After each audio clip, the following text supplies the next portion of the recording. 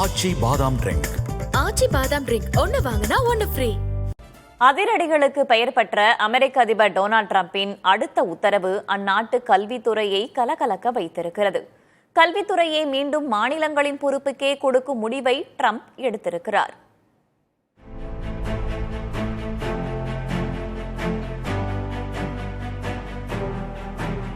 கல்வித்துறையை கூட்டாட்சி அரசிடமிருந்து மாநிலங்களுக்கே மீண்டும் திருப்பும் முடிவை அமெரிக்க அதிபர் டிரம்ப் எடுத்திருக்கிறார். மாணவர்கள் மத்தியில் அமர்ந்து இதற்கான ஆவணங்களில் டிரம்ப் கையெழுத்திட்டுள்ளார்.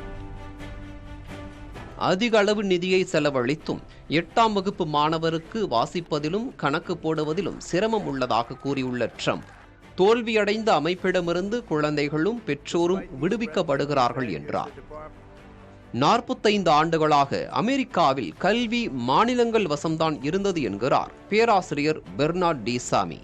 இந்த கல்வித்துறை என்பது ஒரு 45 ஆண்டுகளாக தான் அமெரிக்காவில் கூட்டாட்சியிடம் இருக்கின்றது.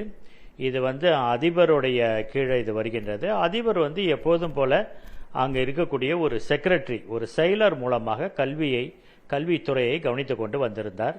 அதை இப்பொழுது முழுவதுமாக அந்த கல்வித்துறையை கலைத்துவிட்டு அதில் வேலையில் இருக்கக்கூடிய பல பேரை வேலையிலிருந்து நீக்கிவிட்டு இது மாநிலங்களுக்கு முழுவதுமாக கல்வி போய்விடும் என்று சொல்லியிருக்கின்றார்.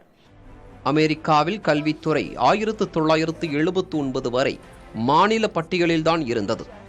கல்வி என்பது மாநிலங்களுக்கு கொடுக்கப்பட்ட உரிமையாக இருந்தது. 1965 அப்போதைய அதிபர் லிண்டன் பி ஜான்சன் எல்லோருக்கும் கல்வி என்பதற்காக கூட்டாட்சி அளவில் சட்டத்தை உருவாக்கினார். 1975 மாற்றுத்திறனாளி குழந்தைகளின் கல்விக்காக நிதி ஒதுக்கி 50 மாநிலங்களுக்கும் சேர்ந்தாறு போல ஒரு திட்டம் கொண்டு வரப்பட்டது.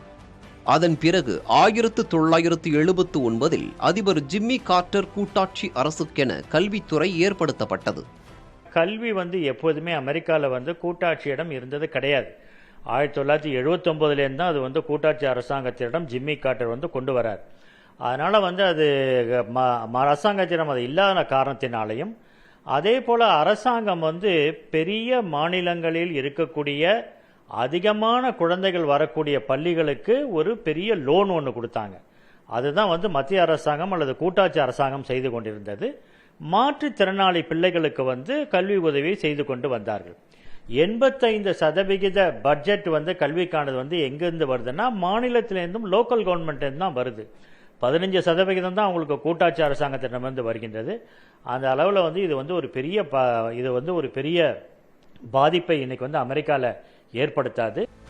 அதிபர் டிரம்ப் கையெழுத்திட்டாலும் இதனை சட்டமாக்க அமெரிக்க நாடாளுமன்றத்தின் ஒப்புதல் கட்டாயம் தேவை. அமெரிக்க நாடாளுமன்றத்தின் மேலவையில் உள்ள 100 பேரில் 60 செனட்டர்கள் ஒப்புதல் தெரிவிக்க வேண்டும். 60 பேர் குடியரசுக் கட்சிக்கு இல்லாததால் இந்த திட்டம் கட்டாயம் எடுபடாது. அதிபரின் தனி உரிமை அடிப்படையில் இந்த முடிவை எடுத்துள்ளார். இந்த முடிவை எதிர்த்து ஆசிரியர்கள் கூட்டமைப்பு நீதிமன்றத்தை நாடப்போவதாக கூறியுள்ளது. ஆச்சி பாதாம் ட்ரிங்க். ஆச்சி பாதாம் ட்ரிங்க் ஒன்னு வாங்கினா ஒன்னு ஃப்ரீ.